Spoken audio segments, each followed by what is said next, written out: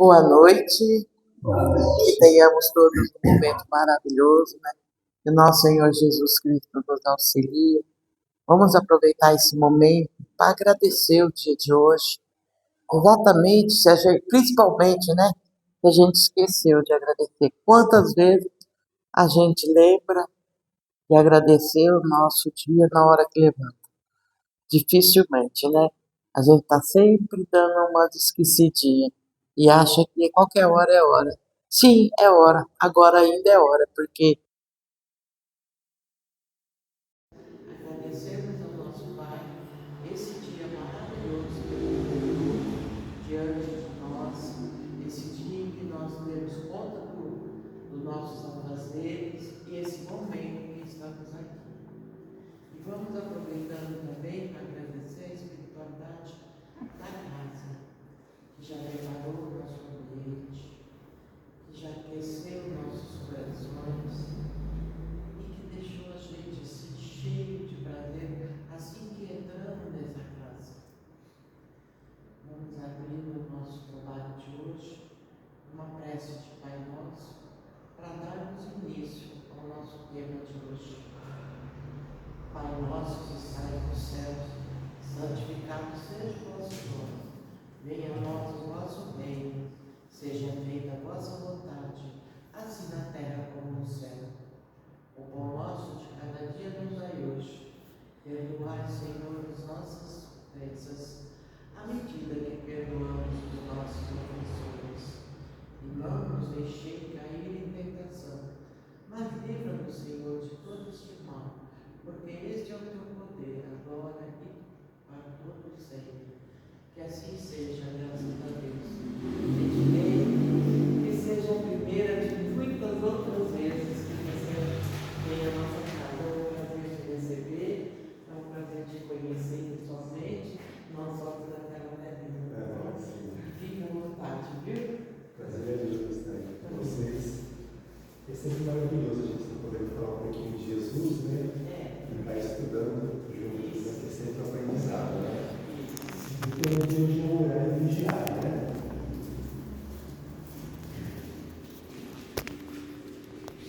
É um tema tão importante, né? Vigiar nossos pensamentos, né? Que nossos pensamentos, a gente desconhece o poder e a potência que é nosso pensamento, né? Então é sempre bom a gente estar falando sobre isso. E vamos ver um pouquinho, antes de iniciar, o que é o pensamento, né? O pensamento, ele é um atributo do espírito e não um mero produto do cérebro. Ele é considerado uma força viva e material, né? Uma matéria sutil, fluídica, né? Irradia energias, molda o ambiente e atrai vibrações semelhantes. É interessante que o nosso pensamento é uma matéria sutil, né? E a gente vê muito isso nos livros do André Luiz, né? Quando ele está no plano espiritual, está vindo para algum trabalho aqui na crosta, na Terra, né? Ele sente dificuldade, né? Chegando perto da Terra, aquelas vibrações de dor, de sofrimento, de ódio, cria aquela matéria densa, então dificulta até a volitação dele estar passando até chegar aqui, né? Então, orai e vigiai, disse Jesus. Jesus, voltando um pouquinho, foi logo após ele disse essa frase logo após a última ceia, né? A última ceia ele reúne os apóstolos, faz todas as previsões que ele fez, né? Que seria traído, seria martirizado, né? Então, terminando a reunião, ele sai com alguns dos apóstolos e vão para o jardim, né? Do Getsemane, né? E aí chegando lá, ele pede para os discípulos aguardarem em oração, que eles também estariam orando, né? Ele já sabia o que ele ia passar, né? E ele precisava se fortalecer, né? Ele sabia da dificuldade que seria, né?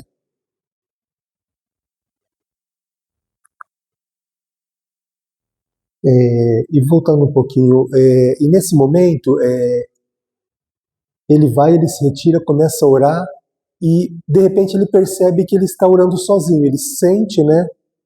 Aí ele volta para falar com os discípulos e ele percebe que eles estão dormindo. Aí ele acorda os discípulos e fala: irmãos, vamos orar, eu preciso de um fortalecimento, né? Aí os discípulos voltam a orar, ele se retira e volta novamente em oração. E novamente ele percebe que está sozinho. Ele retorna novamente. Isso acontece por 3 vezes, né? Até que por fim ele fala, né? Orai e vigiai, o espírito está pronto, mas a carne é fraca, né? Então aqui Jesus ele se refere ao conflito interno entre a vontade espiritual e as limitações da natureza humana. O espírito representa a parte elevada, a intenção de fazer o bem, enquanto a carne simboliza a fragilidade humana, as tentações, desejos que podem levar à fraqueza e ao pecado, né? Então, ele deixa bem claro que é a fraqueza de natureza humana nossa, né? Não, ele não se refere à carne, e sim à nossa fraqueza, que a gente sempre acaba cedendo às tentações, sempre acaba fraquejando, né? Então, ele se refere a essa fraqueza, né? Fraqueza humana e não da carne.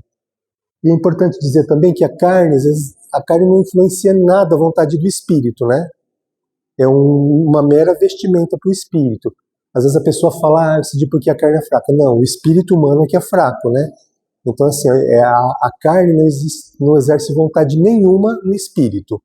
E sim, o espírito, quando está encarnado, ele acaba cedendo aos desejos, às tentações, aos vícios mentais que nós trazemos das encarnações anteriores, né?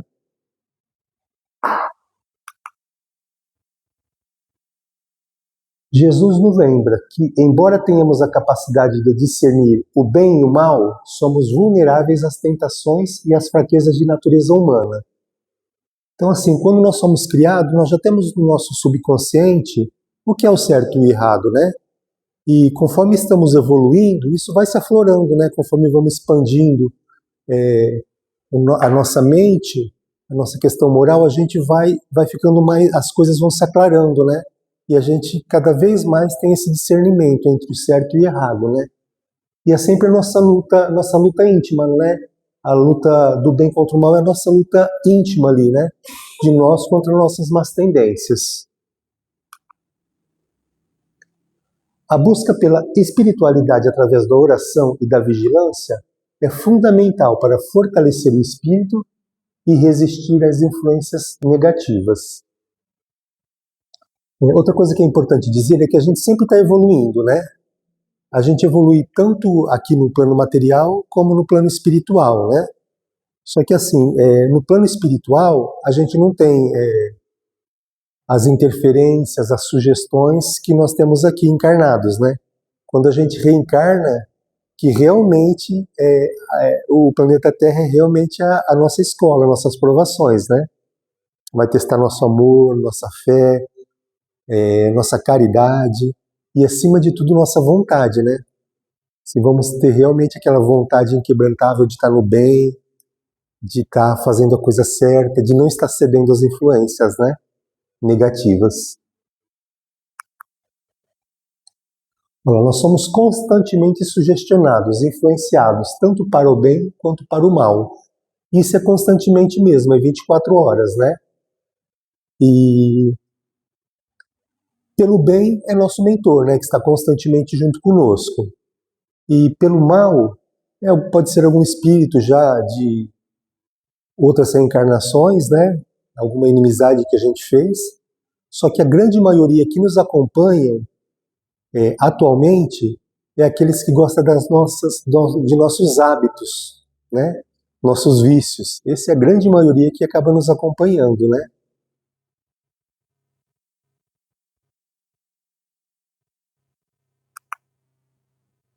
E que é de Pensamento e Vida, né? Do Emmanuel por Chico Xavier. Emmanuel esclarece que sintonizamos com todas as criaturas encarnadas e desencarnadas, que pensam como pensamos. Pensou, sintonizou.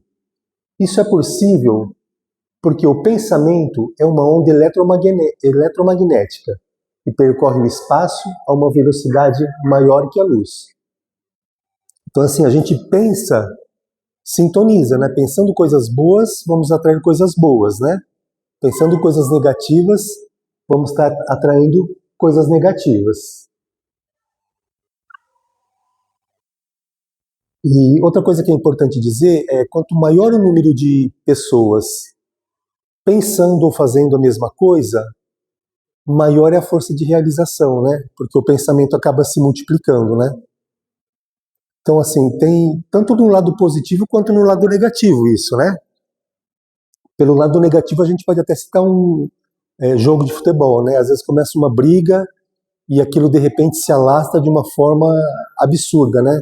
Envolve todo mundo naquela situação, né? Porque estão tudo na mesma sintonia, né? E o lado bom, eu até gosto até de citar o Natal, né? Porque Natal, apesar de Jesus ter passado aqui há mais de 2000 anos, o Natal é uma época que nos toca profundamente, né? O amor dele ainda está tão presente na gente e nunca se faz tanta caridade que nem em dezembro, né? Dezembro é quando se faz mais caridade. Então, assim, é uma data que nos toca profundamente, né? E mesmo na oração, né? Quando a gente está fazendo uma vibração aqui, né? Os médiuns da casa podem ver, né? Todo mundo unindo, fazendo uma oração, fazendo uma vibração, como a luz se expande, né? A gente aqui, ou nas vibrações, a gente vê aquela energia, aquela luz, né? Sendo levada realmente para quem precisa, né? Então a distância dos espíritos e as pessoas encarnadas não tem a menor importância. Pensou, sintonizou instantaneamente. Influem os espíritos em nosso pensamento e em nossos atos? Do Livro dos Espíritos, né? Questão 459. A sua influência é maior do que supões, porque muito frequentemente são eles que vos dirigem, né? Eu acho que todo mundo aqui já passou às vezes por algum estresse, acaba falando alguma coisa, fala, nossa, não devia ter falado isso, né? Nessa hora que a gente vê que nós estamos sendo totalmente dirigidos, né? Por eles, né? E eu mesmo era muito impulsivo, né? Às vezes falava demais, tal. E é uma questão da gente é um exercício, né? Hoje em dia eu geralmente procuro me acalmar, né? E nunca falo nada, sempre vou falar ou no dia seguinte, depois senta, conversa tranquilamente, principalmente em casa, né? Com as pessoas que a gente ama, né? A gente fala alguma coisa e se arrepende amargamente, porque depois de dito é igual uma flecha, não tem volta, né? Soltou, a palavra infelizmente não tem volta e acaba magoando, né? Então é muito importante, principalmente nessas horas, a gente procurar se acalmar, elevar nossos pensamentos, né? Aí a gente acaba tomando as decisões mais assertivas depois, calmamente, né? E a forma de nos prevenir é isso, né? Sempre quando perceber que estamos desequilibrados, levar o pensamento, fazer uma oração, né? A partir do momento que a gente se conecta com o plano espiritual, a gente acaba ficando blindado, né? A gente sai das vibrações, né, eleva a nossa vibração, e a partir do momento que a gente eleva, os obsessores já não conseguem mais nos afetar, né? E aqui tem uma questão interessante que mostra exatamente isso, que a ciência já comprova, né? Que vibrações iguais interferem uma com a outra. Vibrações diferentes não. Então vamos ver se. É um experimento simples, mas muito significativo. Opa, tem que dar um play aqui.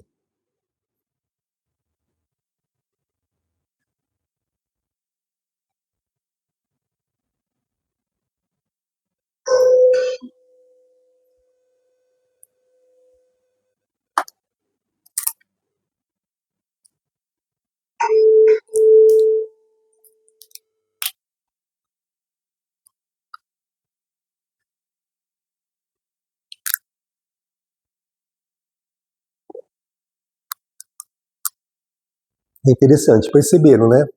Que a primeira vibração não influenciou em nada, porque estava em outra sintonia, né? A segunda, que estava no mesmo tom, já influencia. É exatamente assim que ocorre no plano espiritual, né?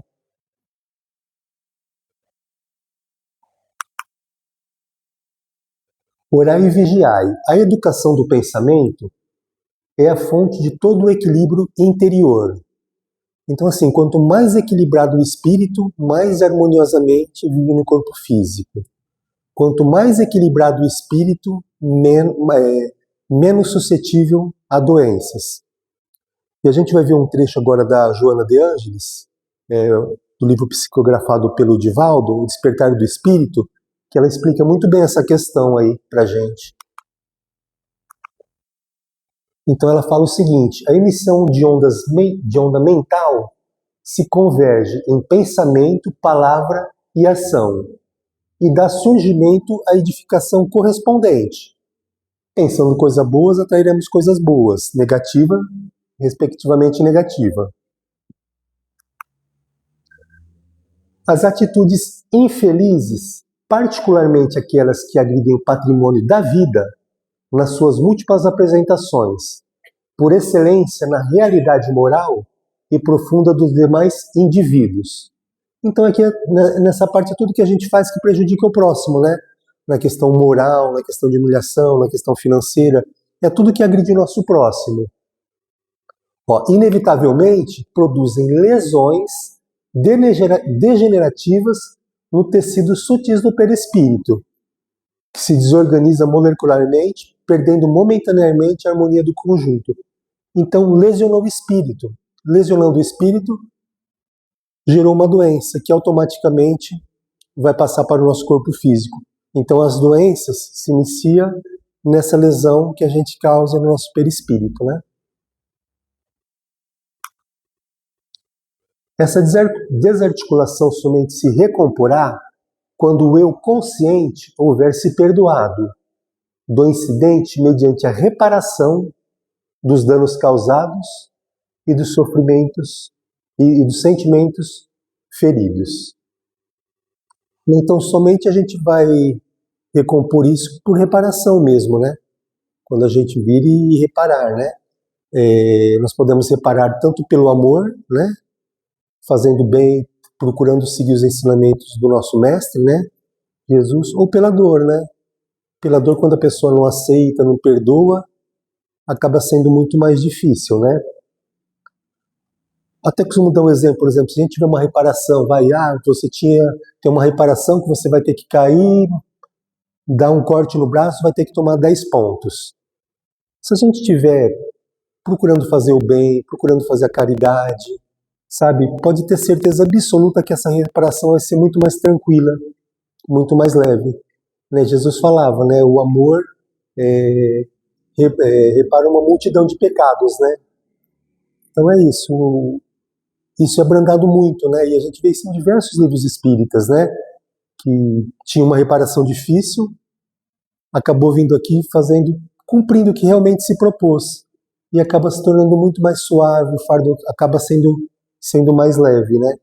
E vemos o contrário também. Às vezes a pessoa tinha uma reparação que não era tão difícil, era uma reconciliação com algum familiar, com alguma coisa, e toma uma proporção que acaba, em vez de reparar, acaba dificultando, acaba agravando o problema. E aí a reparação acaba sendo mais dolorosa, né?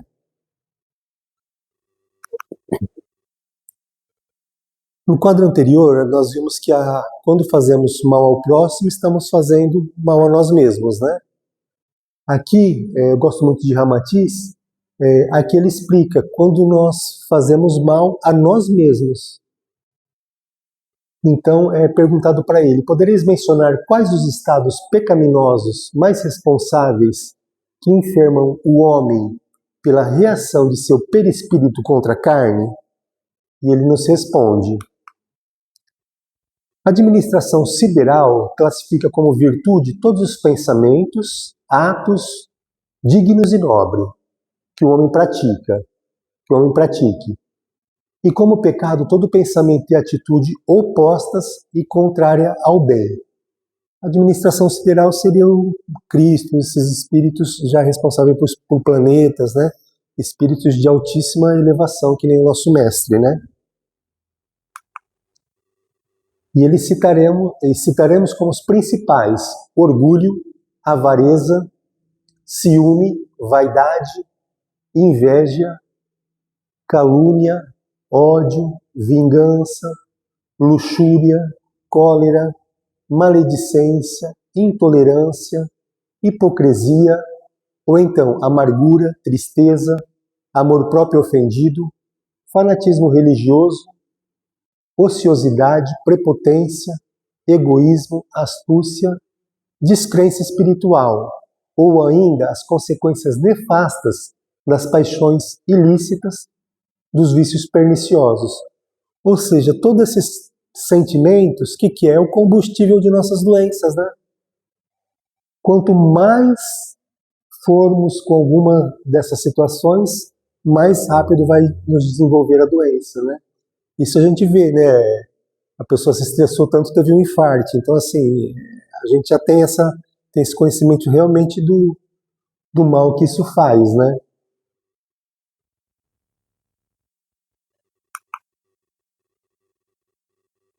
As mais terríveis, aqui é Fonte Viva, né, de Chico, pelo Emmanuel também. As mais terríveis tentações decorrem do fundo sombrio de nossa individualidade.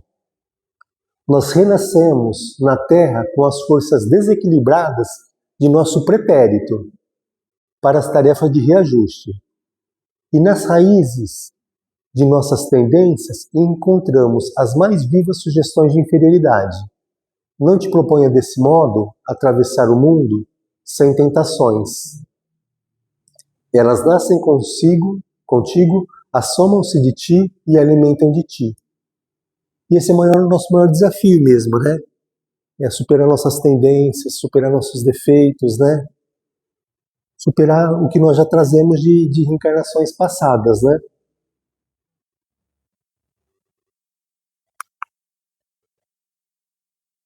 A causa do mal está em nós próprios. Aqui é o Evangelho segundo o Espiritismo, né? Capítulo 28. A causa do mal está em nós próprios. E os maus espíritos apenas se aproveitam de nossas tendências viciosas, nas quais nos entretêm para nos tentarem. Cada imperfeição é uma porta aberta às suas influências, enquanto elas são impotentes e renunciam a qualquer tentativa contra seres perfeitos. Tudo que possamos fazer para afastá-los será inútil, se não lhes opusermos uma vontade inquebrável na prática do bem, com absoluta renúncia ao mal. É, pois, contra nós mesmos que devemos dirigir nossos esforços. Então os maus espíritos se afastarão naturalmente, porque o mal é que os atrai, enquanto o bem os repele, né? Então os obsessores geralmente sabem das nossas fraquezas, né? Por exemplo, eu nunca fumei, então nenhum obsessor vai se aproximar de mim porque sabe que eu não vou fumar de forma alguma, né? Agora ele fala, o Dinei é estressado, então vamos provocá-lo, vamos provocar no trânsito. Então, assim, eles sempre vão nos nossos pontos fracos, né? E essa determinação que nós precisamos ter, né? E às vezes também sozinho a gente não consegue lidar com algumas situações, né? Às vezes alguma obsessão mais forte, mais pesada, né? E é sempre bom também a gente estar procurando ajuda, né? Geralmente as casas, aqui acho que tem auxílio também a casa também dá auxílio também, né? De triagem, essas coisas, né? Então é sempre bom a gente procurar, né? Em certos momentos, tá procurando a casa para ter auxílio, porque muitas vezes a gente sozinho não consegue lidar, né? Precisa também a gente às vezes saber se perdoar também, né? Muitas vezes acontece alguma coisa, a gente acaba nos cobrando mais, né? E nós mesmos acabamos não nos perdoando, né? Eu até cito um caso aqui da esposa, de um fato que ocorreu com um tio, né? No passado, e aí ele vive pedindo perdão, né?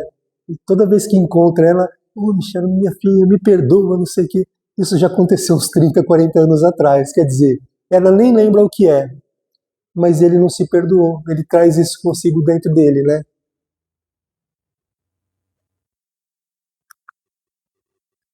A oração é uma busca de uma sintonia mais próxima com Deus, Jesus e a espiritualidade. É a força necessária para vencer nossos vícios e nossas más tendências, nossa fraqueza e nossa predisposição. A adoção de hábitos de oração e vigilante incessantes. Era o que a senhora estava falando, né? A gente precisa ter esse hábito constantemente. Eu falo principalmente ao acordar, como a senhora disse, né? A primeira coisa, eu acho que nós temos que agradecer muito a Deus, porque o que Ele nos concede, e Deus nos concede tanto, mas tanta coisa, e a gente muitas vezes acaba não se lembrando de agradecê-lo, né? E a oração tem que ser um hábito constante, né? Por qualquer problema, qualquer coisa, percebeu que se desequilibrou no trânsito, já eleva o pensamento, procura sintonizar com o plano superior, né? No trabalho mesmo, às vezes trabalha em um ambiente tão complicado, né? Se estressou, vai para o banheiro, um lugar quieto, senta, fecha a porta, eleva o pensamento, sabe? Faz a respiração, se acalma, né? A gente toma decisões muito mais assertivas, estando equilibrado, né? Então é muito importante a oração. E o evangelho no lar também, né? Outra coisa assim fundamental, de uma importância imensa, imensa. Como nos dá uma proteção a nós, ao nosso lar mesmo e a todos os familiares, né? Então assim é fundamental a gente ter essa consciência de fazer sempre o evangelho. A oração funciona? Será que estão me ouvindo? Será que estou sendo auxiliado? Às vezes a gente se pergunta, né? Nossa, será que estão me ouvindo? Muitas vezes a gente se pergunta isso.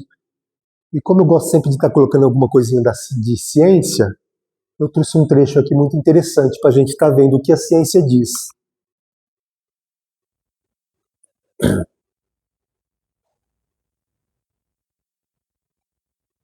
Existem coisas que comprovadamente, não estou falando de achismo, de botar o pessoal aqui e ficar, deixa eu ver se está melhorando. Não. Eu estou falando de colocar pessoas dentro de uma máquina de ressonância magnética e medir a quantidade de sangue que vai para o lobo pré-frontal, medir a quantidade de metabólicos que eles transportados por ele no lobo pré-frontal e medir volume dele. E existem coisas que comprovadamente aumentam esse lobo pré-frontal e coisas que diminuem. Né? Uma que para mim é uma das mais fascinantes: oração. Respondendo a tua pergunta, a oração faz algo com o teu lobo pré-frontal que nenhuma atividade faz. Né? Tem outras coisas que aumentam o fluxo de sangue e aumentam o lobo pré-frontal. Tem. O exercício físico, por exemplo, aeróbico, aumenta muito a empatia, quando você está tendo empatia pela pessoa, se colocando no lugar da outra, quando você está tendo compaixão pela pessoa, quando você tem gratidão, aumenta muito. Quando você pratica a oratória, aumenta muito. Mas nenhum chega à metade do fluxo que você tem quando você está orando. Né? É um aumento de até 62 ml por minuto de sangue no lobo pré-frontal. O exercício físico, por exemplo, 5 a 6 minutos. Uma oratória muito bem feita, 15 minutos. Ou a prática da compaixão, estou fazendo aqui, compaixão, não sei, com uma comunidade virtual, 20, 30, 62 ml só a oração. E André Milber conseguiu comprovar, não era impressão dele. O que ele viu? Ele viu que tinha um grupo de pessoas que oravam e aumentava o fluxo de sangue no lobo pré-frontal. Ele pensou o seguinte: vou fazer aumentar ainda mais esse fluxo, vou deixar ele por 8 semanas. Ora, durante 15 minutos, 8 semanas, esse fluxo vai estar maior. Ele se surpreendeu com o resultado. Qual foi? Não estava maior o fluxo de sangue, o lobo estava maior. O cérebro cresceu. A gente é daquela época que fala: o cérebro não cresce, reproduz, e oração faz cérebro crescer. Isso é absoluto. Sim. Não estou falando de oração ABC, não estou falando da religião ABC, estou falando de oração. Né? Eu estou falando de algo que aumenta o meu poder de discernimento. É o que eu falo: olha, se eu quero decidir uma coisa, é doping mental, assim. Eu não estou aumentando o fluxo de sangue no longo da decisão? Sim. Então, se você quer uma decisão correta, assim, ora muito difícil. Eu não estou falando de religião, eu estou falando de Deus, eu estou falando de ciência. Sim, consciência prova que o longo da decisão fica cheio de sangue com a oração. Então, não há nada melhor do que você orar antes de tomar uma decisão. Maravilhoso, né? Vocês percebem que é oração, ele não fala de religião. Então, assim, independente, né? A gente sintonizou, orou, E aquilo que ele fala é um doping mental. A gente toma decisões mais assertivas. Olha com a importância da conexão nossa, né? Com o plano espiritual. A gente, nossa, é maravilhoso, né?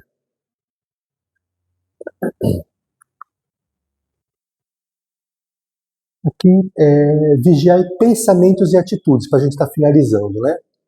Os pensamentos geram atitudes, né? O que está ocupando nossa mente? Será que estamos ocupando a nossa mente com coisas boas, com estudos, né? Então, assim, é uma reflexão para a gente fazer, né? É o que está ocupando nossa mente. E eu sempre cito, assim, é muito bom a gente estar... eu gosto muito de ler, assim, o livro é uma fonte de conhecimento muito grande, né? Nos agrega demais, nos faz evoluir. E ler e praticar, uma coisa acaba sendo continuidade da outra, porque quando se lê, você aprende, você acaba praticando, né? Aquilo que deu, né?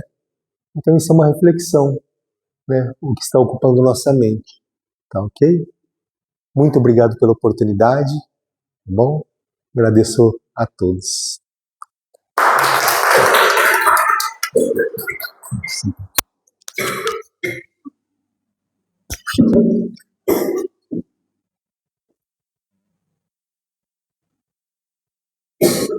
A gente é tão apegado aos nossos meios de comunicação, né?